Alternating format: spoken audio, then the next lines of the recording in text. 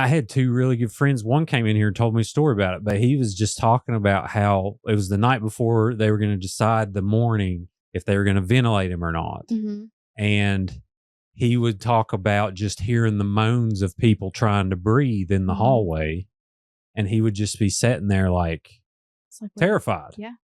And, everyone that comes in looks like they're, there's an outbreak, which, is what it was, happening with the hazmat suits and all the big suits. I don't know what kind of protocol you all had, but you have to do a fit test and it's based. We had nothing. Yeah. In the beginning because there was no supplies. Everything. You didn't have enough vents for people. Yeah. And it was one of those where you had to allocate.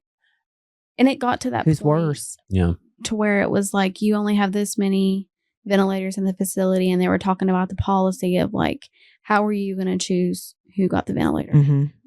And it's like. And I imagine you go with age, comorbidities. Yeah. And that's just and awful. That's terrible. And that's then awful. you would have people that were passing and you were trying to FaceTime them during that period because you didn't know what to expect. And like my dad, he has black lung, like he's been in the mines the last 20 years. And like my kids would go to my parents whenever I had to work because I worked night shift, but like we didn't know what to expect. So there was a 6-week period where I didn't see my kids at all because I still had to work, but like they couldn't go back and forth and then risk them getting it. And It was terrible. And then it was like in the middle of 2020 is when I went and was working in corrections. So then like I was working at the jail whenever, and I won't specify which jail, but during like the height like of 2020 when it was like massive outbreaks and it would go from one section to the other. And like the correctional facilities were like one of the first to get the vaccine.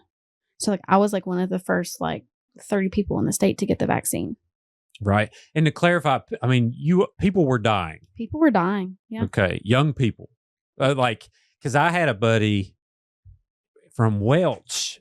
They just had a baby while he was in ICU. I think I remember that one. Yeah. And he died. And he was like early 40s, Mm-hmm. And I had another buddy that was ventilated and thankfully he made it, but he had a real rough time and we're the same age.